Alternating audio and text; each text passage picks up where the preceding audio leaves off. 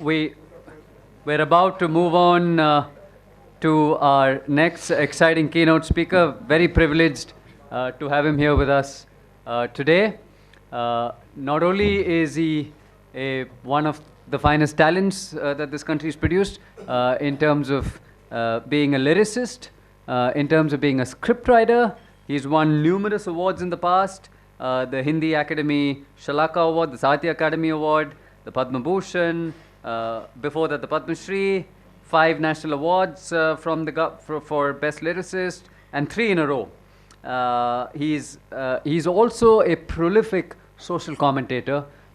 He's not just unlike some of our Bollywood artists, only there for entertaining, but also he uses it very, very meaningfully for social transformation, and you can see that in a lot of the work that he does. I was fortunate enough to witness it firsthand when he took on the might of Bollywood and mainly the Bollywood producers and others, fighting against a grave injustice that had been perpetuated for many years against lyricists and artists in Bollywood who were paid a pittance and their entire copyrights taken away by producers and by sound recording companies that then made tons of money off those works and never paid a share to the artists whose creative wares were the reason that they were getting rich.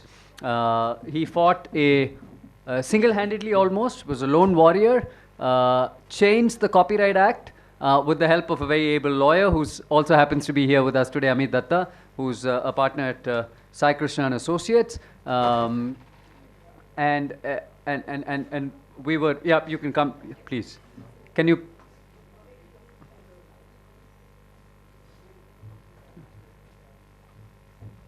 And after 2 to 3 years, the government finally relented. They brought a bill on the table. We amended the Copyright Act. It's a very unique provision in India's copyright law now that says that even if underlying artists, such as music composers and lyricists, sign away their copyrights to Bollywood studios and to sound recording companies, they are still entitled to a share in the profits.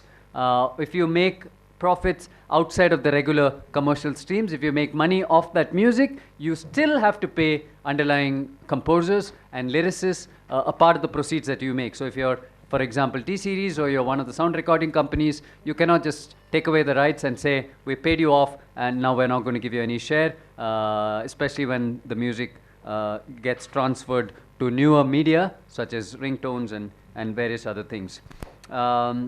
He now happens to also be the chairman of the Indian Performing Rights Society, which is the leading collecting society for music in India. And since he engages so much with issues of pluralism, diversity, inclusion, social issues, and he's a master storyteller, we thought what better than to have him speak to us today, and he very kindly obliged. I really want to thank him from the bottom of my heart for being here and spending this time. And he's also kindly agreed to talk to our scholars after his session, because I was very anxious that he interacts with scholars, and he says he's with us. He's not going to be immediately leaving soon after the talk. So please interact with him, because it's a rare opportunity. And may I please now welcome him to do his keynote. Thank you very much.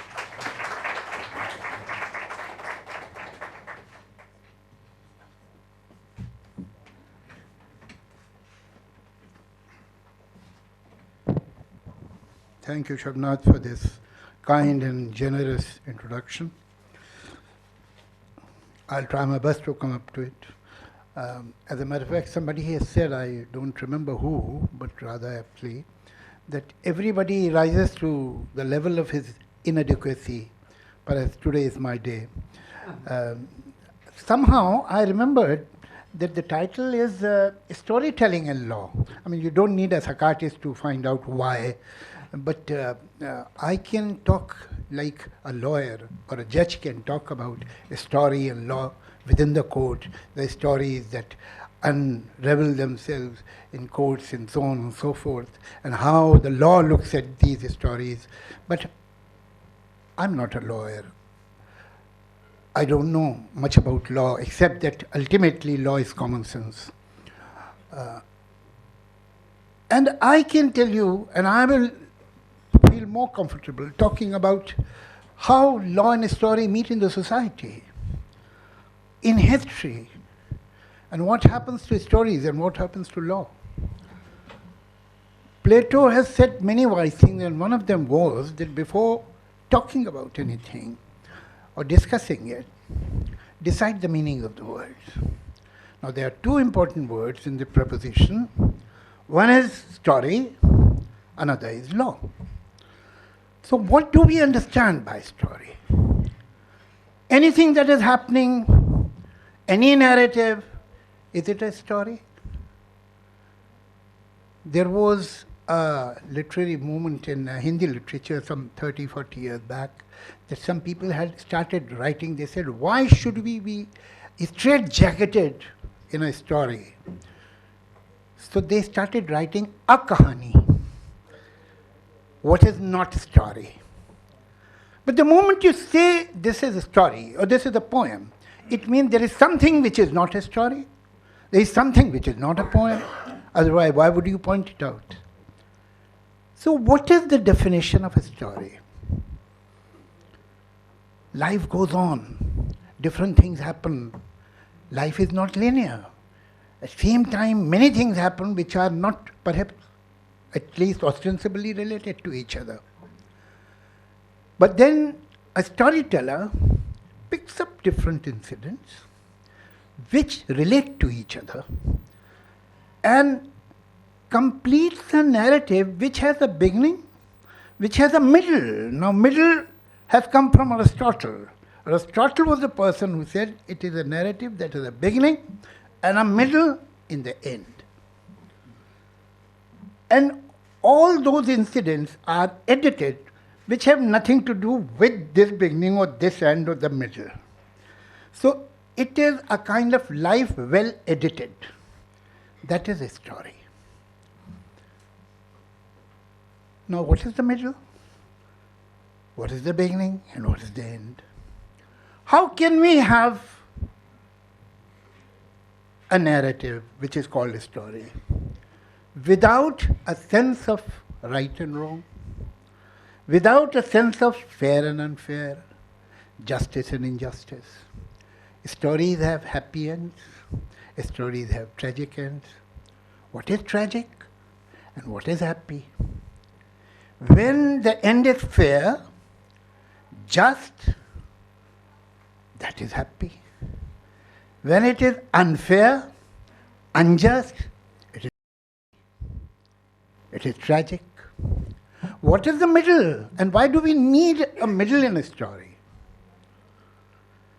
Because we start from a point, and then in the middle, we either reduce the expectations of the mission or endeavor, or increase it. If we increase in the middle, common sense says that more often than not, the end will be tragic, because then that will be the unexpected. Otherwise, it will be one plateau, everything is going right. And if something bad happens, tragic happens in the middle, then you hope that the story will take another turn by the time it reaches its end. Now, what is good, what is bad, what is just, what is unjust, what is fair, what is unfair? You cannot make a story without that. The first ever story that was narrated, perhaps in a cave or on a tree branch, also had these qualities. Leave it for a second. Let's go to law. I am not a lawyer. I am not a judge. I'm a layman. For me, what is law? Law tells me, a layman, this is right, this is wrong. What is the history of law? I don't know. I have not read any book about it. I'm totally ignorant. But my common sense says that it has not started by Magna Carta or by the written constitution of USA in 1786. There was a law in Roman Empire. There was a law in Egyptian Empire. There was a law before these big empires, when they were only tribal societies. These were not written laws. In any case, we don't have a written law in England even today. What were those laws? And what is the difference between law, tradition, and norm? Norms, if you adhere to norms, that's the right thing to do. If you don't, that's the wrong thing. If you respect the tradition, society will approve of you. If you don't respect the tradition, by and large, society will be upset. So, is norm is the law? Or tradition is the law? No. It can be. Not all the norms are made to become laws. Not all the norms have the ambition to become laws. Not all the traditions have the ambition. But ultimately, the thing that we call law today, once it was a tradition or a norm. Because it tells you what is right, what is wrong. So now it is a situation of chicken and egg. Which came first? The law or the story? Or they came together? Who knows? Now, what is interesting, that law is based on some story. Story is based on some law. Maybe the norm, maybe the tradition. But the difference between the norm, tradition, and law is that here you can back this principle with power. If a tradition, if a norm is imposed on you with the state power or the power of the society, then it is the law. As long you cannot be coerced into it and you cannot be punished for not accepting it, it is not a law. So at different stages, different stories have worked, and stories have been created to justify certain law. Certain laws were born because there were some stories that were admired and respected. There are certain laws which are secular, modern, today's law. Today, Justice Chandrachud was mentioning the Constitution of India. This is our law. But do we accept that there are some stories behind this law? The two stories that came to my mind when I was sitting there, one was told by Nehru, another was told by Ambedkar. These are different stories in a way, but they want the same end. Nehru tells you a story in Discovery of India that once upon a time things were much better. People of different faith and different culture and different subculture and different languages were living happily, and they knew how to adjust with each other and how to achieve harmony. But then came the colonialists and things went wrong.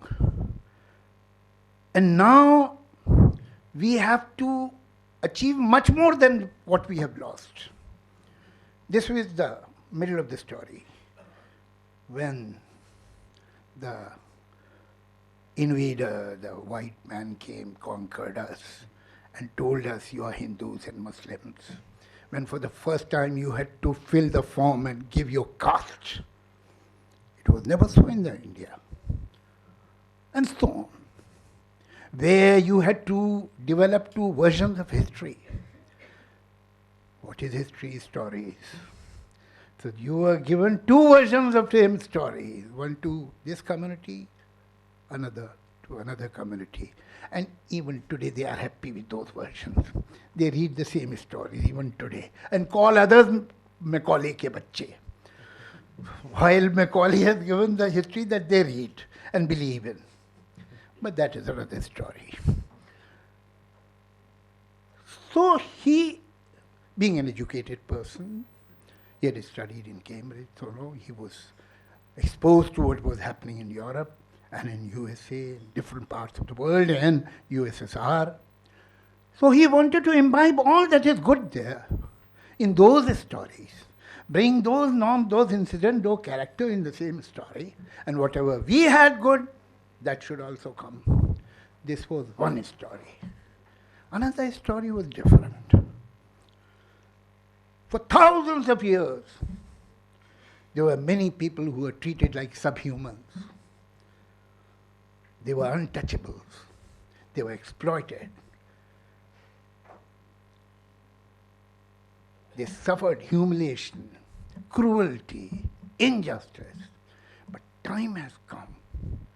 Thanks to this change, not that the colonialist intended it, but unintentionally he has brought something to us, that we will be in position to get what we deserve for thousands of years. A society without bias, a society without prejudices, where everybody, irrespective of caste, creed, religion, gender, will be an equal. These are two stories, but thankfully both the stories have the same end, or they are looking for the same end. Our constitution, our law, is based on this story. These two stories have made this law. These two desires, these two dreams, these fantasies, which can become real, of course. By fantasy, I don't mean it can't become real.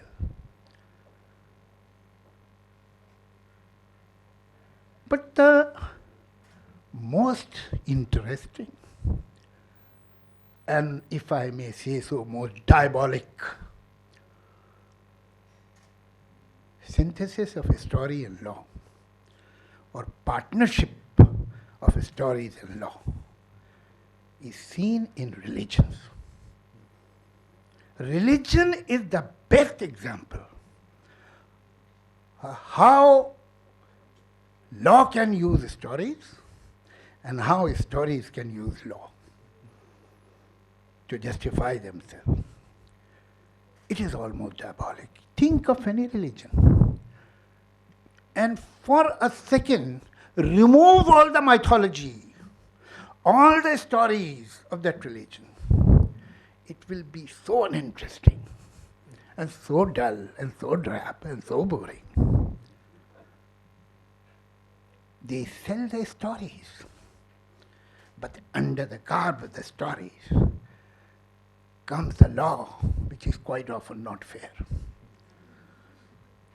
And how they do it? They tell you an extremely interesting and seductive story.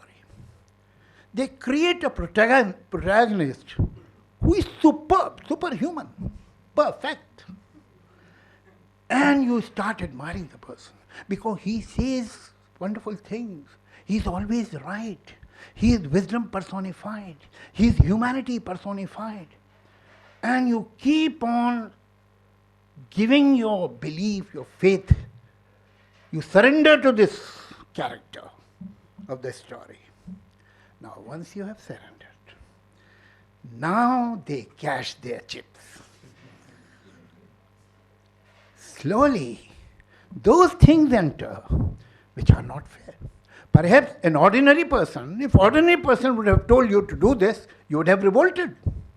But now it is coming from somebody whom you have accepted.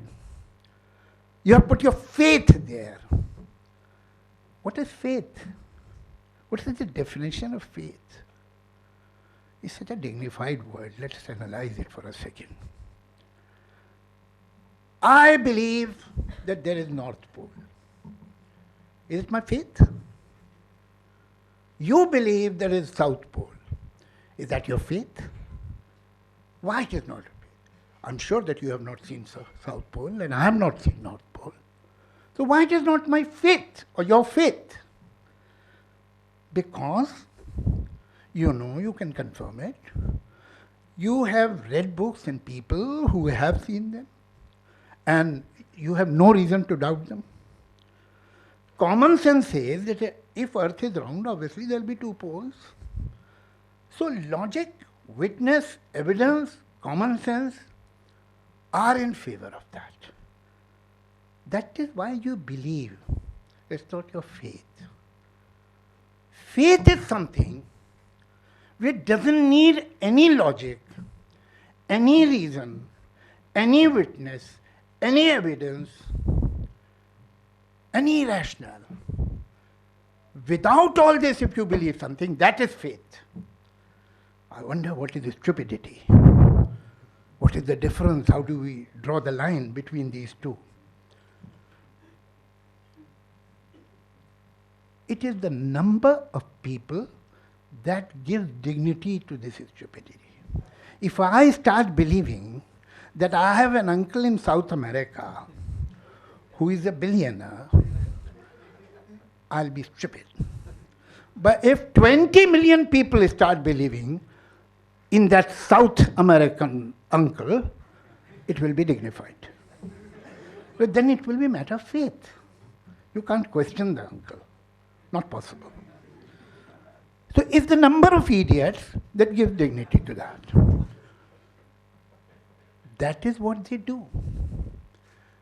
That is how they use the stories. They make you surrender. And once you have surrendered, then comes the real program. For that, in history, if you will see, many religions, like Islam, like Christianity, they had state power, so they could impose that. But there were many religions who did not have state power for a very long time, like Judaism.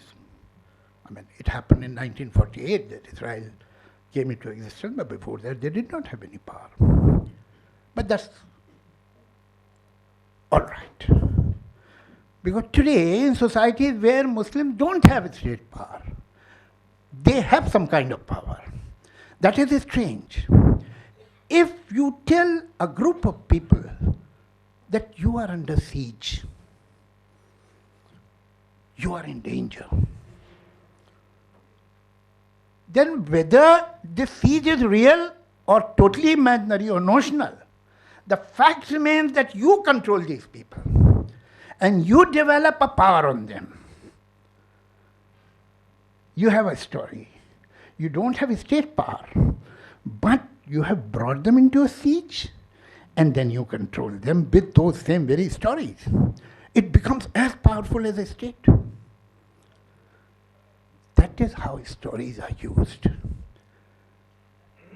But I suppose the story that today, the modern generation, people of right thinking want to write complete, because it's not a complete story, it is still going on. It's the story of the Homo sapien, story of human being. And when that will be the only story, valid, that will be the story where you will not put your faith, but your belief, which will appeal not only to your rational, but to your heart. Only then the laws will be correct all over the world. Till you believe in the wrong story, you can't have the right law. That's not possible. But before I go for Q&A, I must tell you the last story, because I believe that stories should have happy ending. I'm so sorry that Justice Chandrachud have gone away, because he had to go somewhere or catch a flight. At least that is what he told me.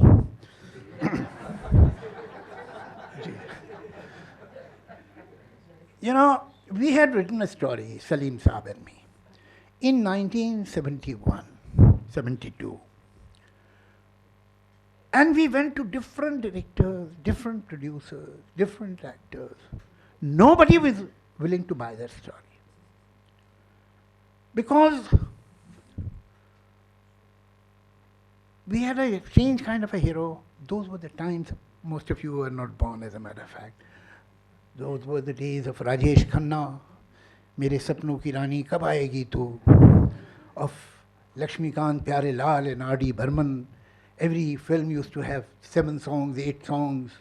Music was the queen of the day, if not the king. That time we had written a story where there was no music. The hero had no romantic scene. He was not singing any song. And he was a very serious, grim person, no comedy scene in the picture. Everybody rejected that. All the big stars heard that story and rejected it. Ultimately, we were fortunate enough that one director, one producer director, bought that story in 50,000 rupees. It means 25 for Salim, 25 for me. But there was no star. Ultimately, because he was keen somehow, I'm so thankful to him. He should have left that story, but he did not. He made this story with an actor with whom nobody wanted to work anymore. So there was a story nobody wanted to take, and there was an actor with whom nobody wanted to work. But they worked together. And that film became a major hit. The title was Zanjeer, and that actor was Amitabh Bachchan. It became a super hit. But we were very clever that time that we had given the rights of only Hindi, that you can make this film in Hindi. After many, many, many years, some people made that picture in Telugu and Hindi. We went to the court. After almost 30 years, or maybe more. And ultimately, we got 4 crores as compensation. And incidentally, the judge who gave us 4 crores was sitting here. He had just left.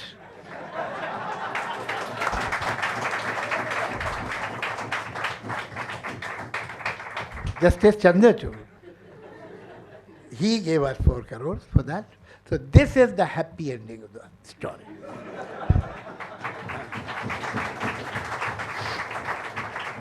So now you can ask me easy questions. Please see to it that they are not very difficult. Yeah, please introduce yourselves and pass the mic around. Who's got the mic? Does the happy ending makes Yeah, more please use impact? the Raghavendra, please use the. Introduce yourself. I'm Raghavendra from Gujarat National Law University, third year student. So my question is, does happy ending impacts more or the open ending or a sad story? For example, I think Game of Thrones, in that the protagonist, we think that would be a protagonist, die immediately on the very first season. And that make us more curious to watch the another season. So are we like become sadist or like that we want a sad story nowadays? Because in Bollywood we don't we assume that that would be a happy ending.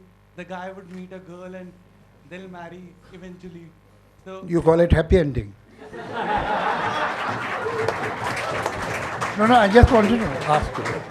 Okay. Yeah. it seems Yeah, please continue. Yeah.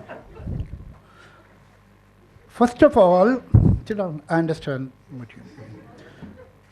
You should never come into this bluff that the protagonist will be killed in the first episode. That's not possible. Nobody will ever do it. So whether they have given him potassium cyanide or they have thrown him Atlantic in the, don't worry, he'll survive. They have to have other episodes. As far as happy ending and sad ending is concerned, there is no hard and fast rule at all. As a matter of fact, what is interesting, that most of our major super hits, till say 70s, 80s, had tragic end. Mother India, Mughal-e-Azam, Ganga Jamna, Diwar, in a way Sholay. You see, we like to cry. We feel happy with our sorrows. And everybody has a stock of tears. And you have not shed those tears for the real reasons, because you will have to face the reason. So you just forget about the reason. It's too harsh or too difficult or too insurmountable. But that tear lives in your system. And then you read a novel, or hear a song, or come across a poem, or watch a film, and you get a good reason, good excuse to take this tear out of your system. So people cry and they come out of the theatre happy. They feel better. So there is, I mean, all the immortal plays of Shakespeare, not that other plays are any less, but you only remember, first of all, you remember his tragedies, whether it's Macbeth or Hamlet or Othello. So tragedy has its gravitas, but the death or the tragedy should be bigger than happiness. It should have that sanctity, that magnitude, that dignity, that gravitas. Somebody just dies, it doesn't mean anything.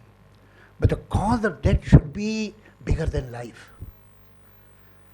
You know, when all the love stories in the world have tragic ends, whether Romeo, Juliet, Laila, Majnu, Sasi, Pannu, Heer, Ranjha, that makes that love story immortal. And they live happily ever after, would not have done that. But then it has to be so strong that somebody has said so perfectly and aptly that a hero is a person. Now, hero means hero, heroine, whatever. Is a person who can make a failure look magnificent. If you are successful and you are respected, okay, understand. You fail in a way that I envy you. I wish I would have failed like that. How many of us really envy Devdas? And I'm going to your married girlfriend's house, dying in front of her, dead drunk. I mean, it doesn't happen every day.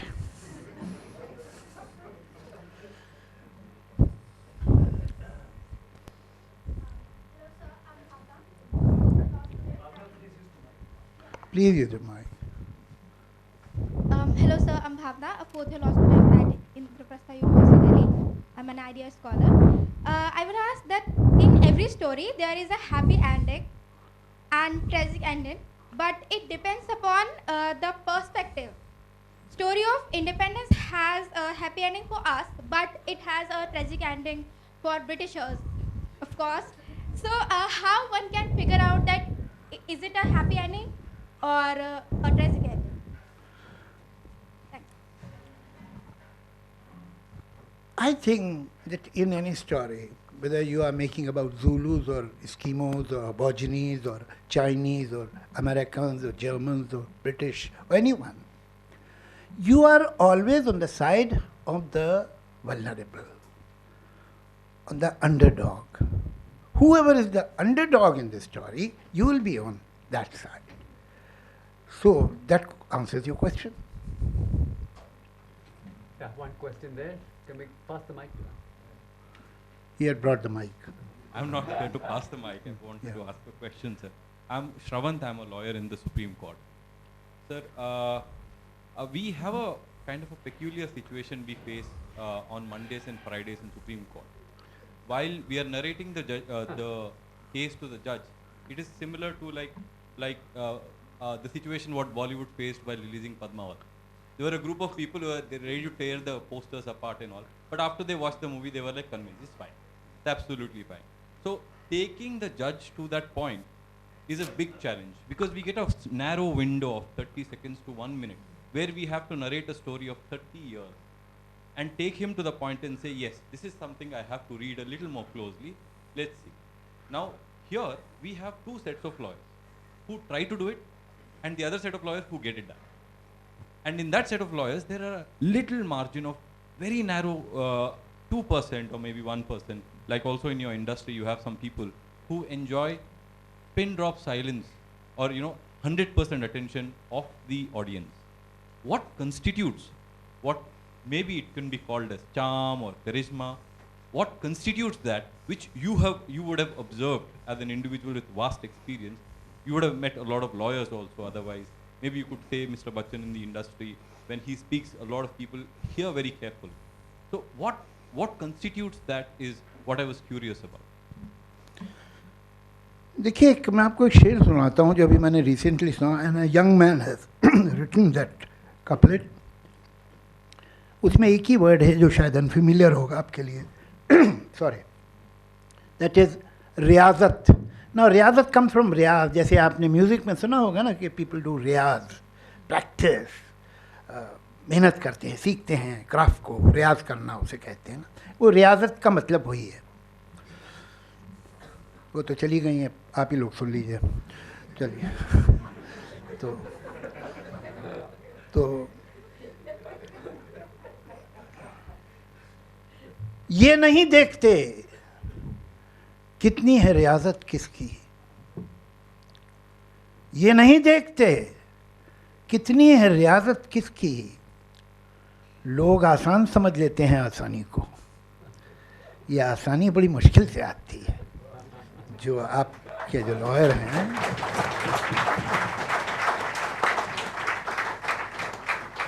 Jin lawyers की आप बात कर रहे हैं, जिनको pin drop silence में जज भी सुनते हैं, उनकी कोई हिस्ट्री होगी पीछे. उन्होंने कुछ करके दिखाया है, उन्होंने कुछ बताया है. At the same time they are capable of giving good, friendly, warm vibes to people that they want to listen to them. ये भी हो सकता है कि उन्होंने बहुत कुछ किया और उसके बाद वो इतने अनप्लेजेंट वाइब आपको दें कि आपको चिढ़ा है उनसे. It's possible. ऐसे भी लोग हैं दुनिया में, उनके नहीं सुनते लोग.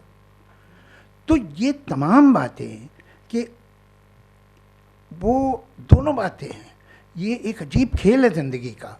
You need two things together which are ostensibly totally opposite to each other. Humility and confidence. Now, in a way, they are moving in opposite directions.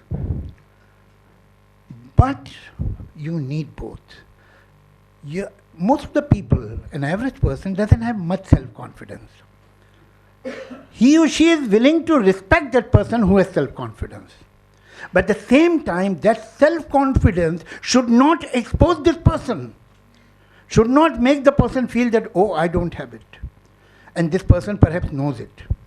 That self-confidence can irritate this person also who doesn't have this quality.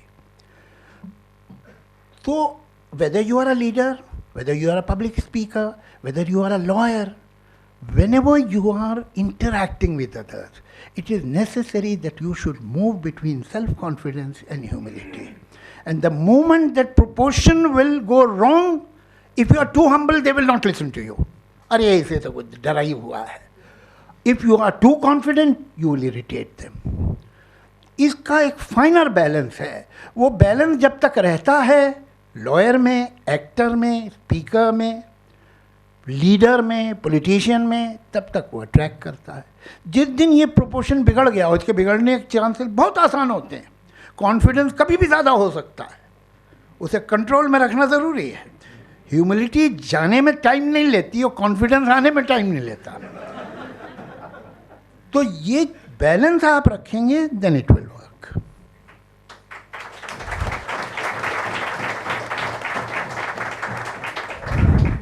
Any other questions? Yeah, one we take from there.